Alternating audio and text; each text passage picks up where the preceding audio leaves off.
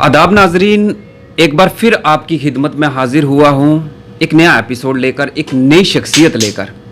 और जिस तरह से हमने आपको दिखाने की कोशिश की जम्मू कश्मीर के अंदर जो हमारी यूथ जनरेशन है या युवा हैं, वो किस तरह से अपने आप को बिजनेस लाइन की तरफ जो है रुजू कर रहे हैं और अपने आप को जो है वो एक बिजनेस करके अपने आप को एक सेटल करना चाहते हैं। जिस तरह से प्रधानमंत्री की तरफ से नारा था कि आत्मनिर्भर बने और कोशिश करें कि आप अपने आप बिजनेस जो है वो सेटअप करें, उसके लिए काफ़ी सारी स्कीम्स जो थी वो गवर्नमेंट की तरफ से निकाली गई, चाहे वो लोन स्कीम्स हों या अलग अलग तरीके की स्कीम्स जो थी वो यहाँ पर लागू की गई। इसी तरह काफ़ी नौजवान या काफ़ी, मैं बात करूं, अगर हम सबसे ज़्यादा बात करूं तो हमारी बहनें, जम्मू कश्मीर की औरतें या लड़कियां, उन्होंने इस तरफ ज़्यादा रुझान करने की कोशिश की। ऐसा ही आज कुछ आपके सामने लेकर आया हूं। आज हमारे साथ बात करने के लिए हमारे जम्मू कश्मीर की बहन मौजूद है, उन्होंने भी इस तरफ रुझान किया है। इन्हीं से जानते हैं कितना मुश्किल रहा, क्या कुछ सोचकर बिजनेस की तरफ इन्होंने रुझान किया और कितनी कठिनाइयों से इनको गुजरना पड़ा। सबसे पहले स्वागत है मैम आपका हमारे channel. Thank you so much ma'am, सबसे पहले तो मैं आपका नाम जानना चाहूँगा और उसके बाद आपके बिजनेस के रिगार्डिंग, आपके सफ़र के रिगार्डिंग में बात करेंगे। हाँ जी सर, मेरा नाम ममता है, तो मैं जम्मू की रहने वाली हूँ। सबसे पहले तो जम्मू वासियों को मेरी तरफ से नमस्कार सबको। तो मैम, अगर बात की जाए बिज़नेस की, या मैं अगर बात करूं कि जिस तरह से आपने अपना एक बिज़नेस छोटा सा सेटअप करा है, क्या कुछ सोच कर करा है? क्योंकि अगर बात की जाए हमारे बच्चों की, तो उनका रुझान होता है कि हम अच्छे पढ़ लिख कर एक जॉब करें, और फैमिली का भी यही रहता है कि हमारे बच्चे पढ़ें और पढ़ लिख कर कहीं पे अच्छी जगह पर पोस्टिंग हो और अच्छी जगह किसी जगह जॉब करें वो। तो आपका इस तरफ कैसे आना हुआ? मेरा इस तरफ बिजनेस की तरफ की मैं आपको बात बताऊं अपनी शादी से पहले की। तो जब हम स्कूल टाइम में पढ़ा करते थे, है ना, तो मेरे पापा भी आर्मी में सर्विस करते हैं, जॉब करते हैं। तो कहीं ना मन में ये बात रहती थी कि वो ना कभी फंक्शन में घर में अटेंड नहीं कर पाए हमारे साथ, कोई खुशी गमी में वो साथ नहीं हो पाते थे, ठीक है ना। फिर भी कहीं ना कहीं मुझे ऐसा लगता आई थिंक कि कोई गवर्नमेंट जॉब करने वाला बंदा, उसके ना सपने पूरे नहीं हो सकते, मतलब बड़ी मुश्किल से गुजारा चलता है घर का। तो मेरे को भी ऐसे तब स्कूल टाइम में मन में फीलिंग आती थी कि नहीं, काम वो ऐसा काम करना है, ऐसा मतलब वो चीज़ करनी। तब बिजनेस की तरफ भी कोई इतना नहीं था, बट ये था कि अपने मतलब हमारे सारे सपने पूरे हों। अगर हम अपना टाइम दे रहे हैं, मतलब किसी चीज़ में हम अपना टाइम दे रहे हैं, हर चीज़ दे रहे हैं, तो अगर वहाँ से हमारे सपने भी पूरे ना हुए तो क्या फ़ायदा उस जॉब का, जो उसका। मेरी फैमिली की तो पूरी कोशिश थी, मेरे पापा चाहते थे कि हम बच्चे अच्छे से गवर्नमेंट जॉब करें, अच्छा वो करें, बट मेरे को जॉब की तरफ कोई मतलब इंटरेस्ट नहीं था। और मतलब कहीं ना कहीं मन में ये भी फीलिंग रहती थी कि हाँ, हम इतने पढ़े भी नहीं हैं। तब तो स्कूल टाइम तो सारे मस्ती करते हैं, खास करके मैंने तो बहुत करी है, तो पढ़ने की तरफ तो था नहीं इतना। बट मेरे को ये था कि अगर मैं कोई अच्छा सा अगर बिजनेस करूँ, मतलब ठीक है ना, तो बिजनेस करके, और बिजनेस से बिजनेस की लाइन में मैंने 5-6 साल बिजनेस की लाइन में दिए भी हैं, मतलब बहुत अच्छा है। इससे हमें ये होता है कि हम सेल्फ मेड, और ऊपर से हम हर एक अपना सपना पूरा कर सकते हैं। ये मैं कॉन्फिडेंस से कह सकती हूँ कि अगर कोई भी हम अपना बिजनेस चाहे वो ये ब्यूटिशियन का ही नहीं, मेकअप आर्टिस्ट, मतलब इसी का नहीं, कोई भी अगर हम बिजनेस करते हैं, अगर हम उसमें पूरा अपना 100% देते हैं और ईमानदारी से काम करते हैं, तो माता रानी बाबा जी हमारा साथ देते हैं और हम अपने सारे के सारे सपने वहाँ से पूरे कर सकते हैं। अगर मैं बात करूं, जिस तरह से आपने शादी से पहले की ज़िंदगी के बारे में बताया, मम्मा पापा के क्या सपने थे, या फिर जिस तरह से आपका अपना क्या रुझान था, लेकिन शादी के बाद की अगर जब लाइफ आपकी स्टार्ट हुई, तो सबसे बड़ी बात होती है हस्बैंड की। तो उनका क्या कहना था, या फिर उनके मम्मी पापा, जिस तरह से आपके सास ससुर, उनका किस तरफ से आपको कहना था कि कहीं जॉब कर लीजिए या नहीं बिजनेस ही कर लीजिए, या आपकी हाँ के साथ हाँ मिलाकर वो भी चले? बात करूँ मैं अपनी शादी की, तो जब मेरी शादी हुई, सबसे पहले तो सपोर्ट मुझे मेरे हस्बैंड का रहा है। मतलब कभी उन्होंने, जब मेरी शादी हुई थी नई मतलब दुल्हन होती है, उसको एक मन में बात होती है, न्यूज़ का सारा स्टार्ट होता है ना, कि एक मन में फीलिंग रहती है कि मतलब पता नहीं आगे कैसा होगा, करने देंगे, कुछ पहनने देंगे, आने जाने की रोक टोक रहती है। वो मेरे को स्टार्टिंग से नहीं रही है। जब तक हस्बैंड तक बात थी, तो मतलब किसी चीज़ की प्रॉब्लम नहीं आई, बहुत उन्होंने सपोर्ट करा है। और बात करूँ मम्मी पापा की, तो मेरे जो मम्मी पापा इन लॉज हैं, मम्मी पापा है, वो मेरे मम्मी पापा से भी बढ़कर हैं। कभी भी उन्होंने मतलब किसी चीज़ के लिए मना नहीं किया। तो बहुत आज मतलब बहुत ज़्यादा मेरे को दुख भी होता है थोड़ा कि मेरे पापा, मेरे इन लॉज जो है, मैं आपको उनको रियल पापा से भी अपना रियल पापा मानती हूँ। वो हमारे साथ नहीं है, लेकिन फिर भी वो हमेशा हमारे दिल में हमारे साथ हैं। तो उन्होंने बहुत साथ दिया है, हमेशा मुझे अपने बच्चों की तरह उन्होंने रखा है। मतलब हमेशा बहुत खुशी होती थी। और आज अगर मेरे साथ होते, तो अगर मेरे को यहाँ पे देखते, वो बहुत खुश होते। बट फिर भी वो हमेशा हमारे साथ है, हमारे दिल में। कभी मम्मी ने मना नहीं किया। बात करूँ अपनी पूरी फैमिली की, इन लॉज की, उन्होंने किसी ने मना नहीं किया। इवन कि अगर मैं बात करूं इस फील्ड में यहाँ तक आने की, तो मेरी सासू माँ जो मम्मी जी हैं, उन्होंने मेरा साथ दिया है। मैंने पहले भी आपको बताई है ये बात। और मेरी अपनी जो रियल मम्मी है, मतलब मैं बहुत लक्की मानती हूँ अपने आप को कि लोगों के पास तो एक एक माँ होती है, मेरे पास दो दो माएँ हैं। जी। तो नाजरीन, मैं यहाँ पर आपको एक बात बता दूं, शायद आप लोग ये समझते होंगे कि ये सारी चीज़ें हम आपको क्यों दिखा रहे हैं। इन चीज़ों को दिखाने का सबसे बड़ा मुद्दा यही है कि आप लोग भी इसी तरह, इस बहन की तरह खुद भी निर्भर बने, ताकि आप कहीं किसी के पास जॉब ढूंढने ना जाएं, बल्कि आप अपनी तरफ से जॉब पैदा करें, ताकि आपकी वजह से दो चार लोगों की रोजी रोटी जो है वो चल सके। सबसे बड़ा मुद्दा ये है हमारा।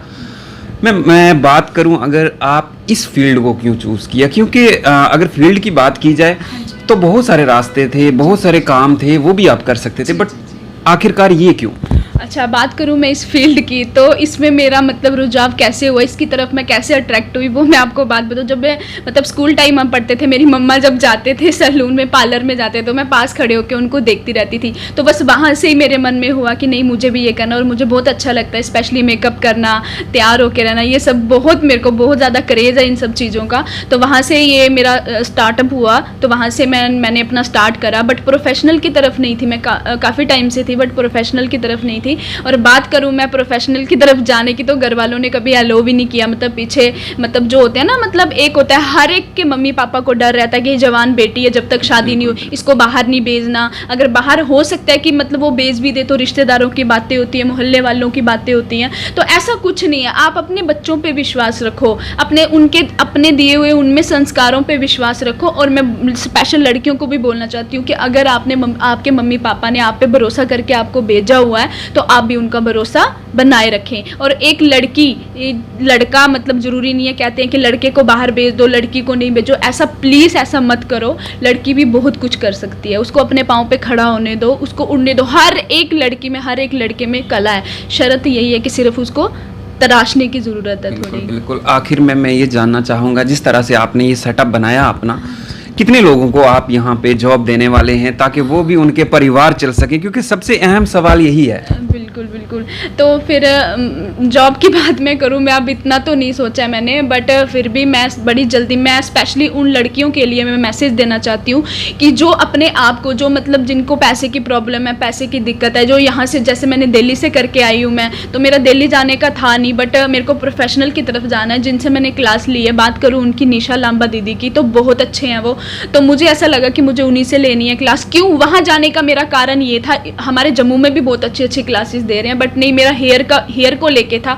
बात करूँ मैं हेयर की, तो बड़ी सारी लड़कियों के मतलब होता है कि उनके हेयर नहीं होते हैं ना, कईयों के शॉर्ट होते हैं, कईयों के क्या, तो सबको क्रेज होता है इस चीज़ का। तो मेरे को भी स्पेशली बहुत ज़्यादा था। तो मेरे को ऐसे लगा कि मुझे इस तरफ जाना चाहिए। तो मैंने वहाँ से क्लास करके आई। तो काफ़ी सारी, जब मैं वहाँ से क्लास करके आई, तो काफ़ी सारी मुझे मेरी बहनों की कॉल आई, जो मुझे मतलब बोल रही हैं कि हमें क्लास लेनी है, बट हम वहाँ दिल्ली में नहीं जा सकती, नहीं इतना एफर्ट कर सकते। और ये सच है, इस चीज़ को मैं भी मानती हूँ कि यहाँ से जाके वहाँ पे इतना नहीं कर सकते। तो मैं बड़ी जल्दी अपनी क्लास भी शुरू कर रही हूँ। तो जो भी मेरी बहन इस फील्ड में आगे बढ़ना चाहती है, तो प्लीज़ वो मेरे से कॉन्टैक्ट करे। मैं आपका कॉन्टैक्ट नंबर भी आपको शेयर कर दूँगी।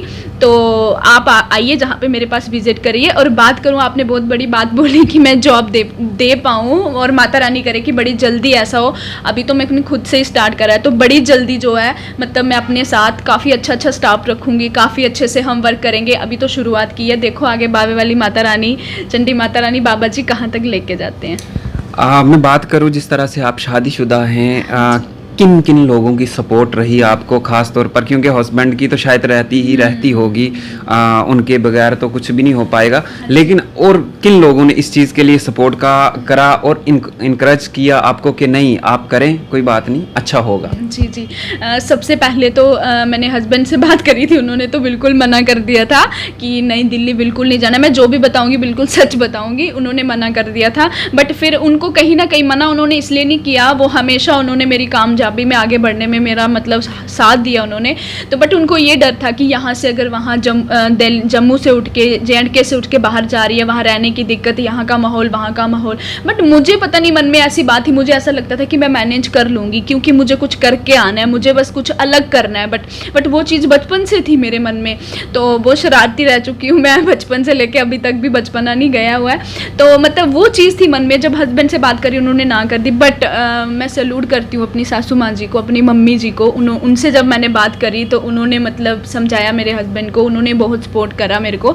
उनका हाथ ही था मेरे को दिल्ली तक पहुँचाने का। और अपनी रियल मम्मी का, जब मैंने अपनी रियल मम्मी से बात की जब, तो उनका भी कहीं ना कहीं ना था, बट फिर उन्होंने मेरा बहुत साथ दिया, बहुत ज़्यादा। मेरी मम्मी ने, मेरे भाई ने बहुत साथ दिया, बहुत ज़्यादा। मतलब एक होता है ना कि पॉजिटिव वाइब आती है बात करने की, मतलब हमेशा मेरे को समझाते रहते थे कि हाँ तू जा, तू कुछ भी कर सकती है। तो बाकी जो निशा दीदी का स्टाफ है, वो दीदी हैं, उन्होंने स्पेशली मेरा बहुत साथ दिया। मैंने आपको बताया कि कोई भी मतलब अगर किसी ने क्लास लेनी है, कोई भी सर्विस लेनी है, तो आप मेरे से कॉन्टैक्ट कर सकते हो। मैं आपको अपना कॉन्टैक्ट नंबर हाँ जी, मैं आपको नीचे कैप्शन में अपना कॉन्टैक्ट नंबर शेयर कर दूंगी। तो प्लीज़ आप यहाँ पे आके विजिट कराइए। और किसी को भी अपने स्पेशली अगर हेयर के रिलेटेड कोई भी प्रॉब्लम है, कोई भी दिक्कत है, वो मेरे से स्पेशली यहाँ पे आके कॉन्टैक्ट कर सकता है। आपको हर एक सर्विस यहाँ पे।